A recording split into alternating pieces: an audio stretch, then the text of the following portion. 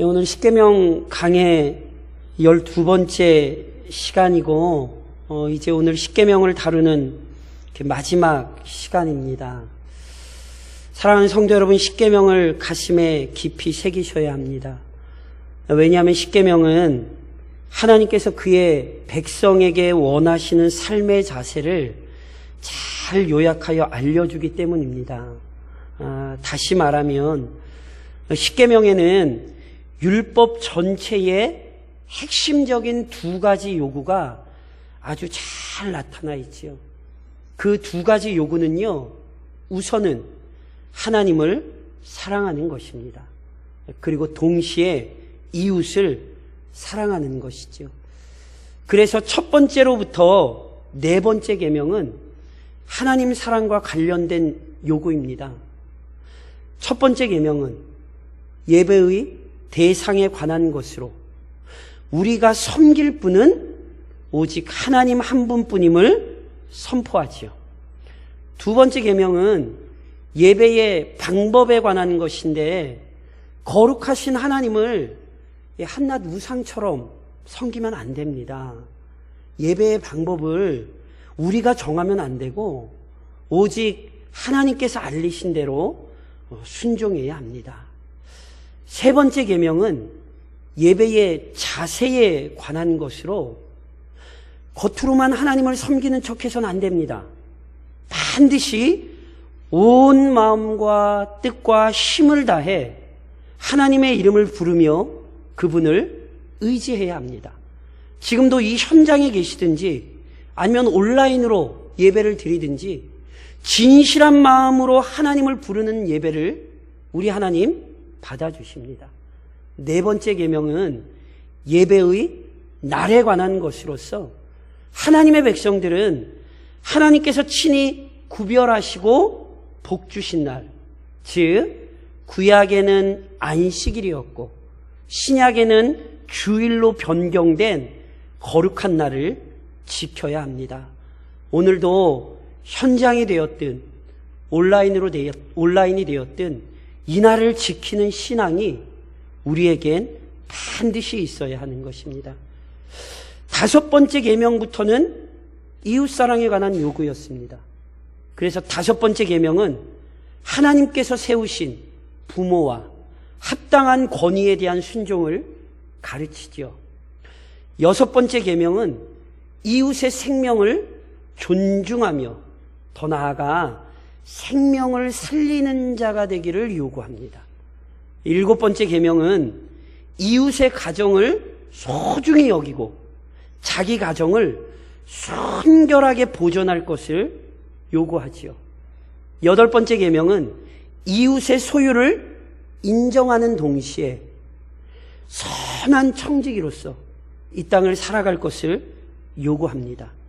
아홉 번째 계명은 거짓말로 이웃의 명예를 더럽히지 말고 오직 진실한 언어 생활을 실천할 것을 요구했습니다. 이제 오늘 저랑 마지막 10번째 계명을 살펴보시는 거예요. 10번째 계명은 탐욕에 대한 경고입니다. 10계명을 구분하는 데 있어서 이렇게 서로 다른 견해가 있다는 사실을 제가 앞서 설명을 실은 드렸어요. 그래서 유대 전통에서는 우리가 서문이라고 얘기하는 것을 첫 번째 계명으로 삼고 첫 번째와 두 번째 계명을 합쳐 두 번째 계명으로 삼는다 말씀을 드렸죠. 세 번째 계명부터는 저희랑 똑같아요. 근데 가톨릭의 경우는요, 자신들이 우상 숭배한다는 사실을 감추려고 우상 숭배를 금지하는 이 두 번째 계명을 은근슬쩍 첫 번째 계명에 포함시켜 사라지게 한다 그랬잖아요. 그러니까 보세요. 두 개가 하나가 됐잖아요. 그러니까 결국 계명이 10개가 아니라 9개가 돼요. 그래서 가톨릭은 어떻게 하냐면 오늘 저랑 읽으신 이 10번째 계명을요, 두 개로 나눠요. 어떻게 두 개로 나누냐면 내 이웃의 집을 탐내지 말라는 계명과 내 이웃의 아내를 탐내지 말라는 계명으로 이렇게 구분을 하는 거예요. 그런데 이러한 구분은 문법적으로도 그렇고요. 의미적으로도 그렇고요. 합당하지 않아요. 그러니까 자신들의 죄악을 가리려고 하나님의 말씀을 난도질을 하는 거예요. 보세요. 본 계명은 분명히 하나의 계명으로 아주 명확히 한 가지를 금지합니다. 그것은 바로 탐욕입니다. 탐욕. 본래 이 탐낸다는 동사는요, 무엇을 갈망하거나 얻으려고 애쓰는 마음의 상태를 나타내요. 그런즉 본 계명은요, 눈에 보이지 않는 인간의 마음에서 일어나는 욕망을 규제하는 계명입니다. 본래 이 인간의 법률은요, 어떤 욕망이라 할지라도 행위로 나타나지 않으면 죄로 여기지 않습니다. 그래서 고대에도요, 십계명과 비슷한 이 법전들이 존재해요. 예를 들면 우르나무 법전이라든가 널리 알려진 함무라비 법전들, 이런 것들이 있거든요. 하지만 어떤 법도 드러나지 않은 인간의 욕망 자체를 죄로 규정하지는 않습니다. 그러니까 이러한 원칙은 현대의 법규에서도 마찬가지예요. 그러나 거룩하고 의로우신 하나님의 법은 그렇지 않지요. 율법은 행위로 드러나고 실행된 것만을 죄로 여기지 않습니다. 거룩하신 하나님의 말씀은 겉으로 드러나지 않은 우리의 마음과 생각마저 규제합니다. 이러한 영적 원리를 저랑 앞선 계명들에서 이미 살펴보셨잖아요. 실제 죽이는 것만이 살인이 아니라 미워해도 살인이에요. 이번 한 주간도 누구 미워하셨다면 정확히 얘기하면 살인을 저지르신 거예요. 음욕이 이미 간음이라니까요. 그러니까 이게 성경의 원리이기에 이 10번째 계명은요, 이미 이러한 영적 원리를 더 구체적이고 또 직접적으로 표현하고 있는 거예요. 분명 심판자 하나님께서는 우리의 행위만이 아니라 마음을 판단하십니다. 그분은 사람이라면 절대 알 수 없는 우리 마음의 소원, 우리 마음의 욕구마저 감찰하십니다.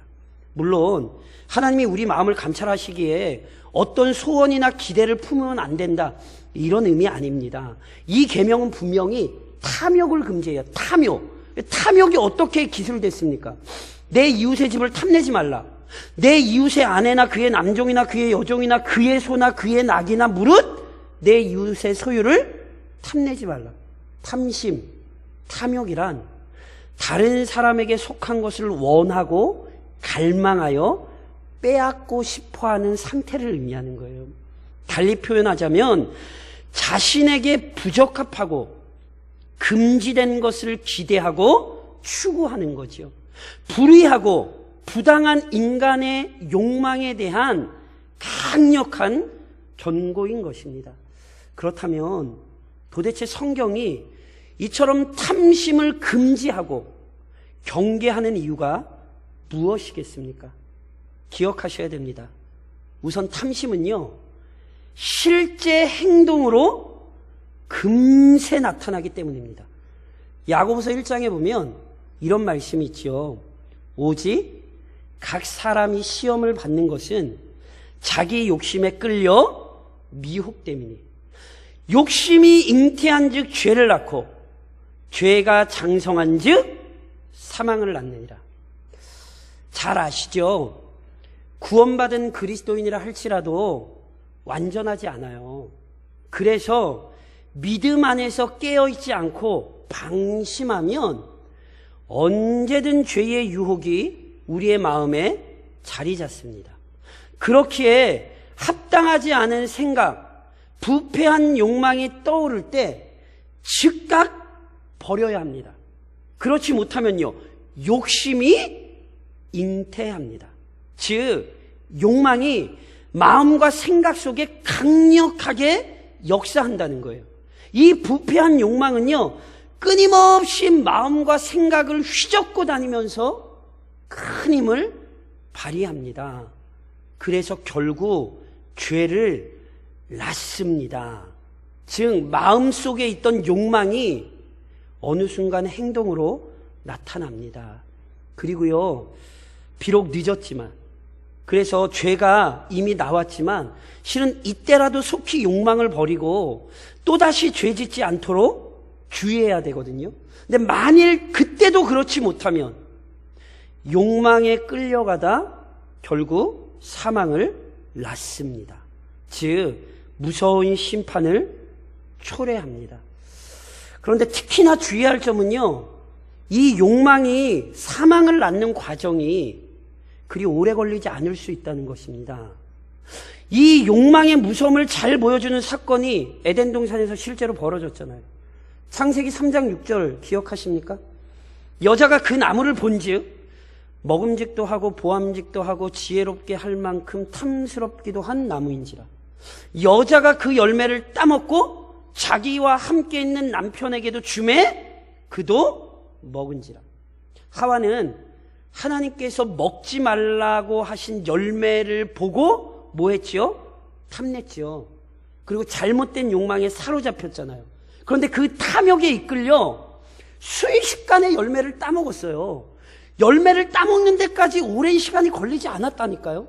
탐욕이 금방 죄로 나왔어요. 게다가 심지어 자기 남편까지 먹였죠. 그러니까 이처럼 탐욕은 신속하게 인간을 사로잡아 심판으로 끌고 갑니다. 그래서 탐욕은 지금 경계하셔야 돼요. 지금 탐욕이 있다면 빨리 버리셔야 돼요. 동시에 탐심을 철저히 경계해야 하는 이유는요, 탐심은 성경에 의하면 곧 우상숭배이기 때문입니다. 하와의 행동에서 나타났듯이요, 탐심은 하나님보다 자기 생각, 자기 필요를 앞세우게 합니다. 자기 욕구를 충족시키는 것을 하나님 말씀에 순종하는 것보다 중요하게 여기게 만들지요. 이와 같은 영적 사실을 잘 보여준 사건이요, 실은 복음서에 기록되어 있어요. 어느 날 부자요 관원이었던 한 청년이 그리스도께 찾아왔습니다. 이 청년은 구원에 대한 열망과 열심을 품고 있었고, 그래서 그 구원을 얻으려고 그리스도에게 나왔습니다. 이 청년을 본 예수님께서요, 그를 긍휼히 여기셨어요. 그래서 우리 주님이요, 그에게 꼭 필요한 것을 알려주셨어요. 그게 마태복음 19장에 이렇게 기록됐어요. 예수께서 이르시되 내가 온전하고자 할진대 가서 내 소유를 팔아 가난한 자들에게 주라. 그리하면 하늘에서 보화가 내게 있으리라. 그리고 와서 나를 따르라 하시니. 이 말씀의 초점은요, 단순히 재물을 가난한 사람에게 나눠주라는 것 아니에요. 이 말씀의 핵심은 우리 주님을 따르라는 데 있어요. 너 세상 거 다 버리고 너 나 따라와. 우리 주님 지금 이렇게 말씀하신 거예요. 보세요. 위대하신 하나님의 아들, 인류의 구원자이신 그리스도께서 이 청년을 향하여 너 나 따라와 말씀하셨단 말이에요. 얼마나 영광스러운 일이에요. 하지만 이 청년의 반응이 안타깝지요. 마태복음 19장에 이어 이렇게 기록해요. 그 청년이 재물이 많음으로 이 말씀을 듣고 근심하며 가니라. 재물에 대한 사랑, 탐심 때문에 이 청년은 그리스도에게로 왔지만, 게다가 예수님이 너 나 따라와, 그 위대한 음성을 들려주셨지만 결국 돌아섰다니까요. 탐욕은 하나님 외에 다른 신을 원하는 거예요. 그래서 탐심이 우상숭배로 불리는 거예요. 지금도 마음속에 탐심 내려놓지 않으시면 잊지 마세요. 하나님 절대로 온전히 섬기실 수 없어요. 그래서 탐심을 뿌리쳐야 돼요. 또 하나, 탐심을 경계해야 하는 이유는요, 탐심을 품으면 이웃을 사랑할 수 없기 때문입니다. 탐심은 지금 설명드린 것처럼 창조주 하나님에게서 돌이키게 만들고 자기 욕망을 하나님으로 섬기게 해요. 그런즉 자기 욕망을 성취하기 위해서는요, 이제는 뭐 수단과 방법을 안 가리는 거예요. 실제로 야고보서 4장에 보면 이런 말씀이 있죠. 너희 중에 싸움이 어디로부터, 다툼이 어디로부터 나느냐? 너희 지체 중에서 싸우는 정욕으로부터 나는 것이 아니냐. 너희는 욕심을 내어도 얻지 못하여 살인하며 시기하여도 능히 취하지 못함으로 다투고 싸우는도다. 이거 지금 세상 사람들한테 한 얘기 아니에요. 야고보가 지금 교회에게 보낸 서신이에요. 근데 교회에서 뭐 한대요? 싸우고 다퉈요. 뭐 때문에? 정욕을 채우려고. 탐심은 절대로 청지기다운 삶을 살게 하지 않습니다. 그러니까 오로지 자기 욕망에 집착하고요. 그 욕망을 채우려고 이웃을 대적하고 이웃을 괴롭게 하게 하는 거예요. 지난 시간에 도적질을 하면서도 저랑 말씀 나눴지만 아합과 이세벨이 포도원을 차지하려고 이 탐심 때문에 나봇을 죽여버린 이야기는요, 언제나 탐심에 사로잡혀 살아가는 인간들의 모습이라는 사실 주의하셔야 돼요. 탐심을 품은 자 절대로 이웃을 사랑할 수 없어요. 그렇기에 하나님 사랑, 이웃 사랑을 정면으로 거부하는 이 탐심을 빨리 내려놓으셔야 되는 거예요. 그렇다면 이처럼 끔찍한 탐심을, 이 탐욕을 멀리 하려면 우리가 어떻게 해야 합니까? 우선 첫째로 하나님께서는요, 행동만이 아니라 항상 마음도 감찰하신다는 사실을 인식해야 합니다. 분명 10번째 계명은 오늘도 하나님의 시선이 어디를 향해 있는지를 알려줍니다. 그분은 외적으로 나타난 모습만 보고 판단을 내리지 않으십니다. 그분은 우리의 마음과 생각마저 정확히 파악하시고 그에 따라 판단하시고 심판하시죠. 잠언 16장에 우리에게 이런 말씀을 가르쳐요. 사람의 행위가 자기 보기에는 모두 깨끗하여도, 자기 보기에는 모두 깨끗하여도 여호와는 심령을 감찰하시느니라. 겉으로 보기에는 아무리 대단한 일을 해도, 아무리 경건해 보여도 진실한 마음으로 행동하지 않으면 하나님 앞에서 악한 행위로 드러나게 돼요. 제가 진짜 목사인지 아닌지 판명되는 건 교인들 앞에서가 아니에요. 하나님이 지금도 저를 감찰하세요. 저는 하나님 앞에서 진짜 목사인지가 드러날 거예요. 그런즉 전지하신 이 하나님의 시선을 의식해야 마음의 탐욕을 내려놓을 수 있는 거예요. 동시에 둘째, 선하신 아버지 하나님께서 언제나 돌보신다는 사실을 확신해야 탐심을 내려놓을 수 있어요. 탐심은요, 하나님과 그분의 섭리를 불신하게 될 때 더욱 강력하게 일어난다는 사실을 아십니까? 사탄이 하와를 미혹할 때 어떻게 말했는지를 깊이 묵상하셔야 돼요. 창세기 3장에 이렇게 기록되어 있어요. 뱀이 여자에게 이르되 너희가 결코 죽지 아니하리라. 너희가 그것을 먹는 날에는 너희 눈이 밝아져 하나님과 같이 되어 선악을 알 줄 하나님이 아심이니라. 이 얘기가 뭔지를 잘 보셔야 돼요.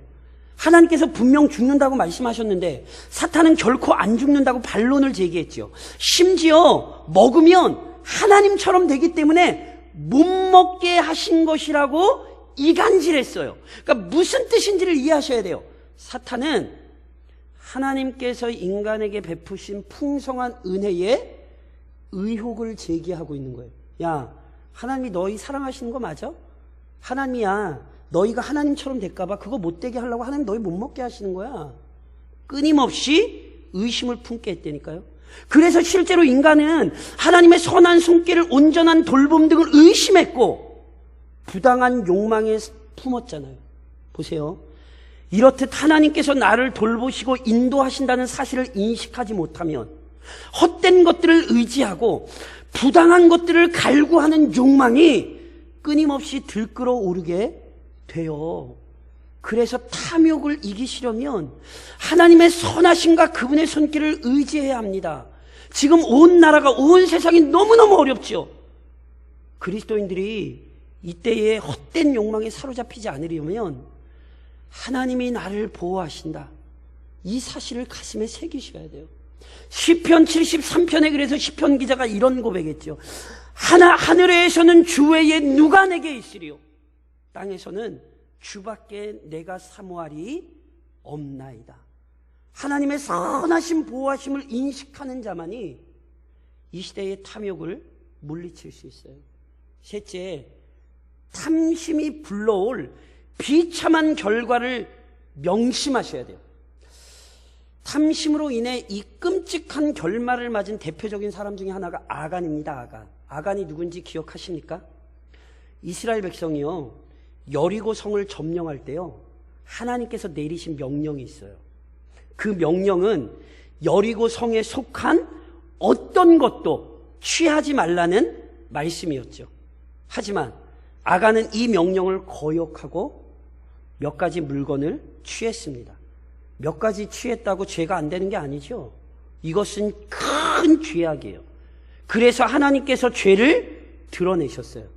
그때 하나님께서 죄를 드러내실 때 아간이 뭐라고 말했는지 아세요? 여호수아 7장에 이렇게 기록되죠. 내가 노략한 물건 중에 시날산의 아름다운 외투 한 벌과 은 200세겔과 그 무게가 50세겔 되는 금덩이 하나를 보고 탐내어 가졌나이다. 그는 탐심을 이기지 못하여 물건을 훔쳤어요. 보세요.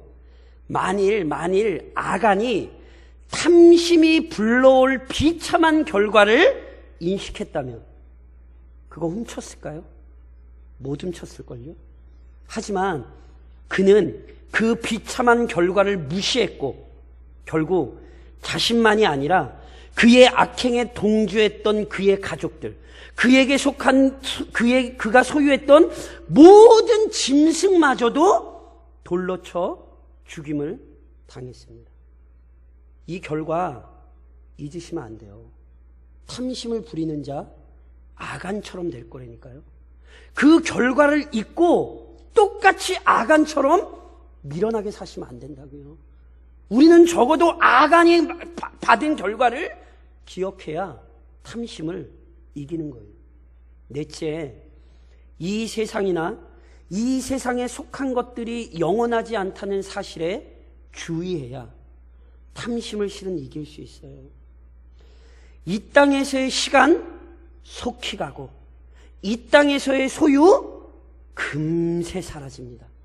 이 땅에 속한 것들은 영원하지 않으니 절대로 참된 만족도 주지 않습니다.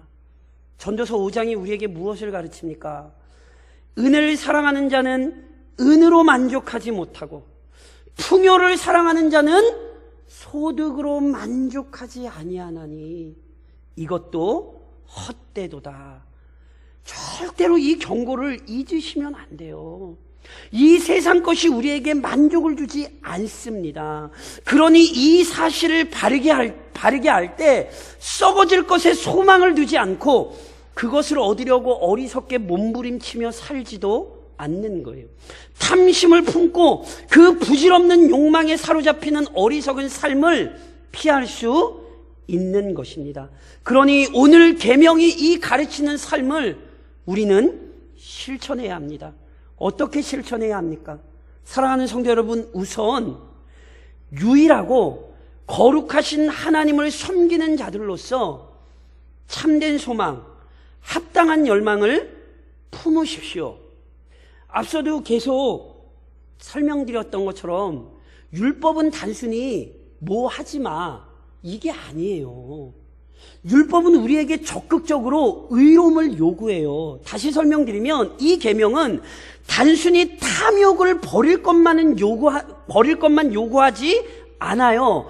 마땅히 탐욕은 버려야 돼요. 그걸로 끝이 아니에요. 그리스도인에게 합당한 소망과 열망을 품어야 돼요. 이게 이 계명의 요구예요. 그래서 골로새서 3장이 우리에게 이렇게 명령하죠. 위의 것을 생각하고 땅의 것을 생각하지 말라. 절대로 잊으시면 안 돼요. 우리는 그리스도인이니 위의 것을 생각하고 소망해야지 땅의 것에 생각을 두면 안 돼요. 덧없는 세상의 즐거움에 취하지 말고 날마다 영원한 것을 열망하십시오. 일시적인 것에 소망을 두지 말고 오직 영원한 것을 갈망하십시오. 그리스도인이 어떤 사람들인지 바울 선생님이 갈라디아서 5장에서 명확히 선언했어요. 그리스도 예수의 사람들은 육체와 함께 그 정욕과 탐심을 십자가에 못 박았느니라. 우리의 죄가 못 박힐 때 우리의 정욕과 탐심 역시 십자가에 못 박힌 거예요. 그러니 이미 우리에게서 죽은 그 정욕과 탐심에 사로잡히지 마십시오. 특별히 질병으로 인해 혼란스러운 이 현실 속에서 썩어질 것에 마음을 빼앗기지 말고 신령한 것을 추구하는 그리스도인으로 살아가십시오. 이것이 바로 이 계명이 우리에게 요구하는 바입니다. 그리고 마지막으로 10번째 계명이 아니라 첫 번째로부터 이 10번째까지의 모든 10계명을 마치며 제가 한 가지로만 적용하며 좀 권면하겠습니다. 사랑하는 성도 여러분, 이 모든 계명을 가슴에 깊이 새기고 일평생 성장하는 그리스도인으로 사십시오. 10계명은요, 하나님께서 그의 자녀들을 괴롭게 하려고 주신 것이 아니라니까요. 하나님께서 그의 자녀들을 아끼고 사랑하기에 주신 귀중한 은혜의 말씀이에요. 참된 생명의 길을 걷고 복된 삶을 살도록 알려주신 말씀이에요. 그런즉 이 모든 계명을 붙들고 온전한 하나님의 자녀로 살아야 합니다. 제가 처음 이 설교를 시작할 때 말씀드렸던 것처럼 그리스도인이라고 하면서 10계명을 모르시는 건 정말 부끄럽고 창피하신 일이에요. 그래서 지금까지는 몰랐더라도 10계명을 마무리하는 이때에 이제는 적어도 10가지 계명이 무엇인지 아셔야 할 뿐 아니라 그대로 따르셔야 돼요. 특히나 이러한 삶과 관련하여 우리의 신앙의 고백을 또 잘 나타내고 있는 하이델베르그 요리문답에 이런 내용이 있어요. 우선 114문에 이런 내용이 있습니다. 하나님께 돌아온 사람이라면 이 계명들을 완전히 지킬 수가 있습니까? 답이 이렇습니다. 아닙니다. 아무리 거룩한 성자라고 하더라도 이 세상에서는 처음부터 옳게 순종하지 못합니다. 그렇다고 한두 계명만 지키려고 해서는 안 되고 하나님의 모든 계명을 따라 살기 위하여 정성을 다해야 합니다. 더 나아가 115문에 이렇게 기록합니다. 아무도 이 세상에 살 동안에는 계명을 지킬 수 없는데도 왜 하나님께서는 우리에게 10계명을 설교하도록 엄히 요구하십니까? 제가 왜 이걸 설교했죠? 이렇게 답을 합니다. 첫째로, 하나님께서는 우리가 평생을 살면서 우리의 죄로 물든 성품을 더 오래도록 더 많이 인식하여 날이 갈수록 더욱 간절히 그리스도 안에서 받는 죄의 사함과 의롭다함을 구하도록 하십니다. 둘째로, 하나님께서 우리로 하여금 끊임없이 노력하며 하나님께 성령의 은혜를 구하도록 하십니다. 그리하여 날이 갈수록 더욱더 하나님의 형상으로 새롭게 되어 마침내 이 생을 마칠 때 완전함을 이루도록 하십니다. 114문과 115문의 내용을 제가 다시 한번 간략하게 설명드리면 이런 거예요. 우리 중 누구도 이 계명들을 완전하게 순종할 수 있는 사람은 없습니다. 그런즉 유대인들처럼 내가 이 계명을 다 지켰다고 제발 착각하시면 안 돼요. 이 10계명대로 나는 살고 있다고 어리석은 생각하시면 안 돼요. 그건 아주 심각한 교만이에요. 그런데 동시에 이거 뭐 어차피 뭐 순종 못하는 거 그냥 뭐 되는 대로 살지 뭐 이거 어차피 알아도 안 되고 뭐 몰라도 똑같은데 뭐 그냥 뭐 몰라도 살아도 되겠네. 이렇게 생각하시면 안 돼요. 그리스도께서 2000여 년 전에 이 땅에 오사 하나님의 모든 뜻을 이루신 이유는 그를 믿는 우리로 하여금 더는 율법 없는 자들이 아니라 이 거룩한 율법의 말씀에 따라 살게 하시기 위함이었다고요. 무엇보다 그리스도께서 보내신 성령께서 우리 안에 역사하사 지금도 순종하도록 도우십니다. 그런즉 그리스도 안에서 성령의 능력에 의지하여 우리는 완전하지 않으나 끊임없이 이 계명에 순종하며 구별된 삶을 살아가는 거예요. 특별히 하나님을 사랑하며 이웃을 사랑하는 삶을 교회가 잃어버림으로 말미암아 제가 이미 첫 시간에 어떤 통계를 들어서 말씀드렸던 것처럼 한국교회가 큰 비난에 처해 있습니다. 특히나 이 코로나 때 한국교회를 향한 고소와 비난이 극도로 달해 있습니다. 그러니 보십시오. 찾아야 합니다. 몰려 하나님을 사랑하고 이웃을 사랑하는 삶을 가르치는 이 십계명의 권위와 십계명을 따르는 삶을 오늘 우리가 회복해야 합니다. 그러니 이 사실을 기억하시고 일평생 이 말씀에 순종하여 하나님을 사랑하며 이웃을 사랑하는 삶을 증거하며 나타내는 성도요, 우리 교회가 좀 될 수 있기를 이 계명을 세우신 주님의 이름으로 권면드립니다.